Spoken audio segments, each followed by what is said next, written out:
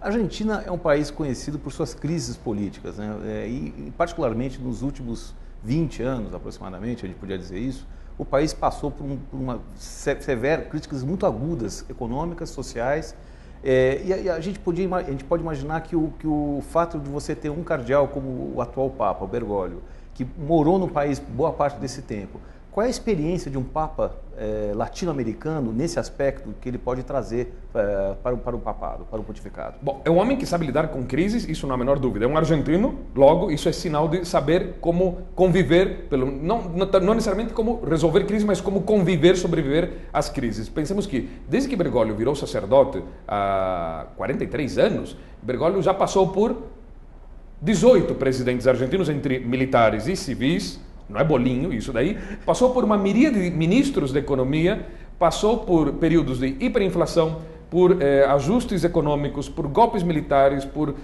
rebeliões populares, por quedas, renúncias de presidentes civis e militares, por uma guerra, a das Malvinas, por uma corrida armamentista, uma quase guerra da Argentina contra o Chile, ou seja, ele passou por tudo, como todos os argentinos que viveram nesse período.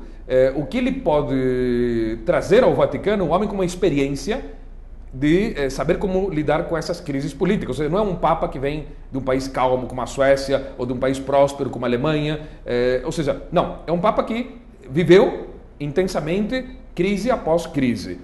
Na crise de 2001, 2002, Bergoglio foi uma figura importante. Por quê? Porque quando milhões de argentinos estavam passando fome, ele colocou a estrutura da igreja para dar alimentos, a refeições a toda aquela classe média que havia descido de um momento para outro, da classe média à classe pobre.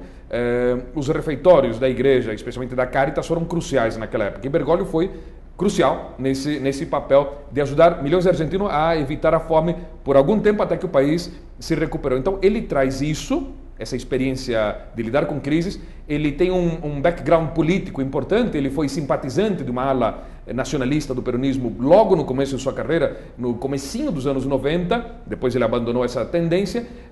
Ele tem muito bom diálogo com os partidos da oposição da Argentina, todos os partidos, o prefeito de Buenos Aires, Maurício Macri e outras lideranças da oposição.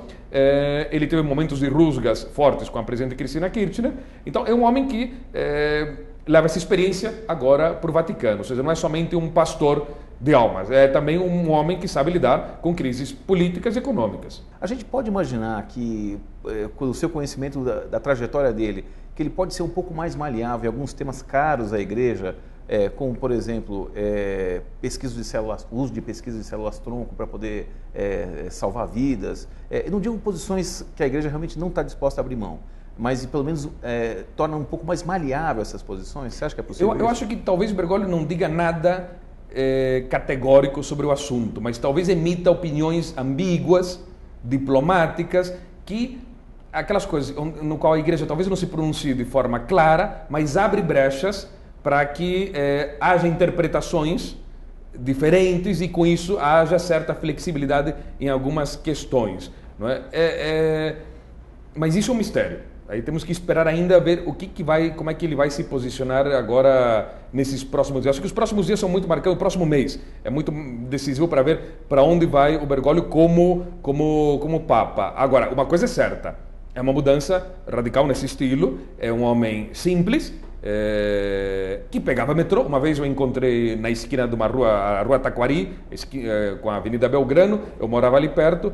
Eu e a minha mulher encontramos um sábado de manhã, Bergoglio caminhando com um clergyman, carregando uma valise, e batemos papo com ele, fomos caminhando durante um quarteirão, acompanhamos até, ele falou, vou no metrô. Entrou na Estação Moreno, ali na 9 de Julho e a Avenida Belgrano, e eu depois me virei e falei para minha mulher, ele pegou o metrô. Quer dizer, é um cara que poucos meses antes havia participado do conclave no qual foi eleito Ratzinger, o Bento XVI, havia ficado com 40 votos, mais ou menos. Ratzinger havia sido eleito Papa, não era uma figura qualquer, e estava pegando um metrô. Quantas figuras do clero, quantos políticos pegam um metrô, e não para ostentar?